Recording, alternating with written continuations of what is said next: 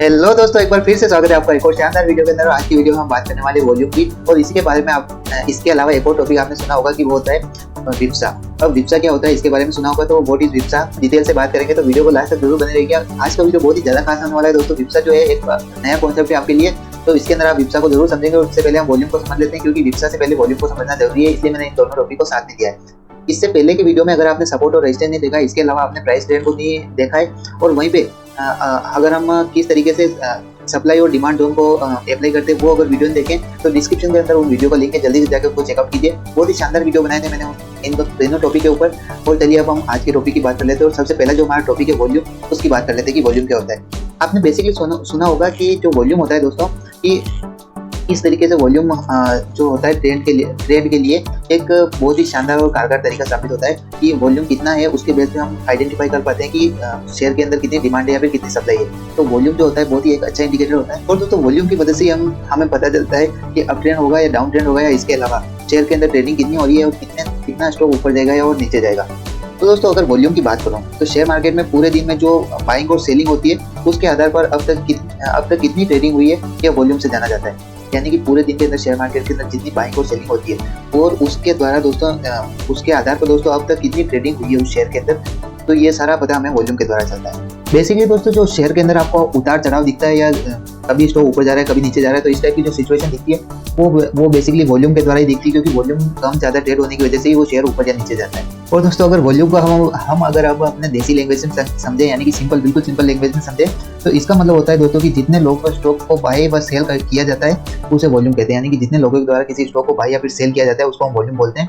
और वॉल्यूम के द्वारा ही हमें ट्रेंड का आइडेंटिफिकेशन होता है कि ट्रेंड किस दिशा में जाएगा, और वॉल्यूम से हमें एक बहुत ही शानदार प्राइस का डिसीजन करने को मिलता है कि किसी स्टॉक के अंदर कितना वॉल्यूम ट्रेड हुआ है। ये इस बात के ऊपर डिपेंड करता है कि स्टॉक के अंदर बायर और सेलर कितने हैं, और स्टॉक की सप्लाई और डिमांड कितनी हो रही है, इस चीज़ का भी पता हमें वॉल्यूम से चलता है। तो वॉल्यूम दोस्तों बहुत ही ज़्यादा इंपॉर्टेंट एक कॉन्सेप्ट होता है, यानी कि वॉल्यूम को जानना बहुत जरूरी होता है किसी भी स्टॉक को बाय करने से पहले। और कुछ मैंने यहाँ पे 4 ऐसे पॉइंट बताए जिनको आप आइडेंटिफाई करके आसानी से एक अच्छे से स्टॉक का प्रेडिक्शन कर सकते हैं, यानी कि वॉल्यूम का उसके अंदर एनालाइज करके आसानी से स्टॉक का प्रेडिक्शन कर सकते हैं। तो इसके लिए मैंने यहाँ पे एक सारणी बनाई हुई है, और इस सारणी की मदद से मैं आपको समझाता हूँ कि किस तरीके से हम वॉल्यूम को एनालाइज करते हुए स्टॉक का प्रेडिक्शन कर सकते हैं। दोस्तों इसके लिए हम समझते हैं कि सबसे पहला पॉइंट मैंने कर रखा है यहाँ पे प्राइस बता रखा है, उसके बाद में वॉल्यूम, और उसके बाद में इंडिकेटर बता रखा है। तो इसका क्या मतलब होता है, तो इसका सिंपल सा मतलब मैं आपको समझाता हूँ कि जब प्राइस किसी स्टॉक की प्राइस बढ़ती है, तो और अगर किसी स्टॉक की प्राइस बढ़ रही है और उसका वॉल्यूम भी अगर बढ़ रहा है, अगर दोनों चीज़ें प्राइस और वॉल्यूम अगर दोनों बढ़ रहे हैं किसी स्टॉक के अंदर, तो हमें एक अच्छा साइन मिलता है कि हम इस जगह स्टॉक को बाय कर सकते हैं, और एक पॉजिटिव साइन मिलता है। और वहीं पर दोस्तों अगर किसी स्टॉक की प्राइस बढ़ रही है लेकिन उसका जो वॉल्यूम है वो कम हो रहा है, तो इस कंडीशन में हमें एक नेगेटिव मिलता है, यानी कि नेगेटिव तरीके का अच्छा साइन नहीं मिलता है। और इस जगह पे हम ये कंसीडर कर सकते हैं कि हमें स्टॉक को सेल कर लेना चाहिए। और वहीं पे अगले अगर पॉइंट की बात करें, तो अगला पॉइंट ये है कि अगर प्राइस डिक्रीज हो रही है, यानी कि स्टॉक की प्राइस डिक्रीज हो रही है लेकिन जो वॉल्यूम है वो बढ़ रहा है, प्राइस कम हो रही है लेकिन वॉल्यूम बढ़ रहा है, तो इस कंडीशन में भी वो हमारे लिए एक अच्छा साइन नहीं होता है, यानी कि वो खराब संकेत माना जाता है। स्टॉक को हमें उस टाइम पे सेल करना चाहिए। और अगला लास्ट का पॉइंट है इस वॉल्यूम एनालाइज का, कि लास्ट का पॉइंट ये है कि अगर प्राइस गिर रही है, किसी स्टॉक की अगर प्राइस भी गिर रही है और जो वॉल्यूम है वो भी गिर रहा है, लगातार प्राइस कम होती जा रही है, वॉल्यूम भी कम होता जा रहा है, तो इस कंडीशन के अंदर हमें एक अच्छा साइन होता है किसी स्टॉक को बाय करने के लिए, कि उस टाइम पे हम स्टॉक को बाय कर सकते हैं, ये एक गुड साइन होता है। तो इस जो इंडेक्स बताए इसकी मदद से आपको जो वॉल्यूम है उसका एनालाइजेशन करना आ गया होगा।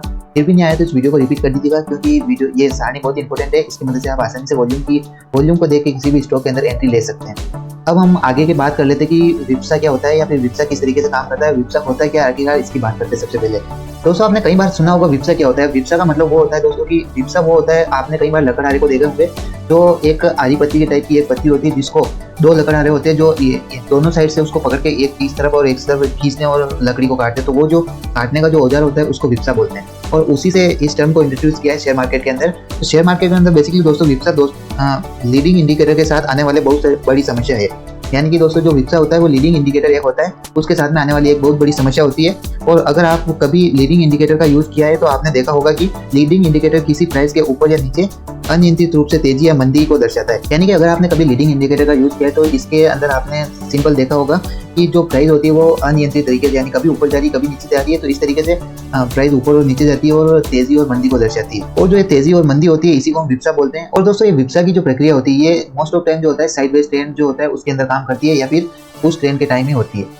अब आप ये लीडिंग इंडिकेटर और इस टाइप के टेक्निकल टर्म्स सुन के कंफ्यूज हो गए होंगे, तो मैं इसको बिल्कुल आसान भाषा में बता देता हूँ आपको कि सिंपली जब आप किसी स्टॉक को बाई करते हैं और बाई करने के बाद में जब वो आप अपने हिसाब से कोई भी इंडिकेटर को चूज करते हैं और बहुत सारे इंडिकेटर का यूज करके आप सिंपल से किसी स्टॉक को प्रिडिक्ट करते हैं। और जब दोस्तों आप उस स्टॉक को प्रिडिक्शन करते हैं और अच्छा सा प्रिडिक्शन करके उस स्टॉक को बाई करने की सोचते हैं, तो और जैसे ही बाई करते हैं उस स्टॉक को कुछ टाइम तो वो ऊपर जाता है और अचानक फिर से वो नीचे आ जाता है और आपका जो स्टॉप लॉस होता है वो हिट कर लेता है और फिर से वापस उस स्टॉक ऊपर जाता है और जो आपने पहले टारगेट सेट किया था वो हिट हो जाता है। लेकिन होता क्या है, वो आपने तो वो टारगेट सेट किया था लेकिन आपका स्टॉप लॉस हिट होने की वजह से आपकी पोजीशन तो एक्सपायर हो गई। तो ये जो अचानक से डाउनफॉल आया, फिर सेम यही उल्टी सिचुएशन होती है जब आप स्टॉक को सेल करते हैं। तो जो ये डाउनफॉल आता है और फिर स्टॉक ऊपर बढ़ता है, तो इसी को विप्सा बोलते हैं। यानी कि ये एक तरीके का स्कैम होता है, जो होता है कि मार्केट के अंदर स्टॉक को अचानक से नीचे गिरा दिया जाता है, फिर ऊपर बढ़ाया जाता है ताकि किसी ने स्टॉप लॉस लगा रखा है तो वो हिट हो जाता है और उसे नुकसान होता है। और वहीं पे अगर विप्सा की अपोजिट कंडीशन की बात करो, यानी कि रेजिस्टेंस की, मैंने यानी कि बाई करने का तो बता दिया कि बाई करने के टाइम ये होता है, लेकिन वहीं पे आप किसी स्टॉक को अगर सेल कर रहे हैं, तो सपोज कीजिए आपने किसी स्टॉक को सेल किया और ऊपर की तरफ आपने एक स्टॉप लॉस लगा दिया कि यहाँ से अगर प्राइस ऊपर जाएगी तो मैं इसको सेल कर दूंगा, लेकिन अगर प्राइस नीचे जाती है, नीचे जाते टाइम इसको मैं सेल कर दूंगा। और सेल के लिए आपने वो स्टॉक के अंदर एंट्री ले ली। अब जैसे ही स्टॉक थोड़ा सा नीचे गया, फिर क्या होता है, जहाँ से आपने स्टॉप लॉस लगाया था ना, वहाँ से स्टॉक ऊपर जाके जो आपका स्टॉप लॉस होता है उसको हिट कर देता है, फिर जो स्टॉक होता है वो नीचे आ जाता है और जो आपने टारगेट सेट किया था कभी कभी उससे भी नीचे चला जाता है और जो सेलिंग का आपको प्रॉफिट होना होता है वो आपको नहीं हो पाता है, क्योंकि दोस्तों आपका स्टॉप लॉस तो हिट हो गया, इसकी वजह से आपकी पोजीशन तो एक्सपायर हो गई और पोजीशन के एक्सपायर होने की वजह से आपको वो प्रॉफिट नहीं मिल पाता है। दोस्तों यही होता है विप्सा, और विप्सा के द्वारा ही दोस्तों आपकी पोजीशन को टाइम से पहले एक्सपायर हो जाती है, जिसकी वजह से स्टॉप लॉस हिट होने की वजह से आपकी पोजीशन एक्सपायर हो जाती है और आपको प्रॉफिट नहीं मिल पाता है। अब आप सोच रहे होंगे कि कई बार आपके साथ भी ऐसा हुआ होगा, और मोस्टली जो नए ट्रेडर होते हैं उनके साथ में ऐसा होता है। और अब आप सोचते होंगे कि यार ऐसा क्यों होता है, तो और ये सोचते होंगे कि यार किसी ने मेरे ऊपर नज़र रख रखी है और वो सिर्फ मेरे साथ में ऐसा हो रहा है। तो ये आपका एक गलत मिथ है, क्योंकि दोस्तों ये जो होता है सबके साथ में सेम ऐसे ही होता है। जो विप्सा को नहीं समझते हैं उसके साथ में ऐसा होता है। अब इसको कंट्रोल कैसे करें, या फिर क्या हम इसको अवॉइड कर सकते हैं विप्सा को? तो इसका आंसर बिल्कुल नहीं है, नो बिल्कुल आप इसको अवॉइड नहीं कर सकते। अगर आप इसको अवॉइड करेंगे तो 100% आपको लॉस होगा।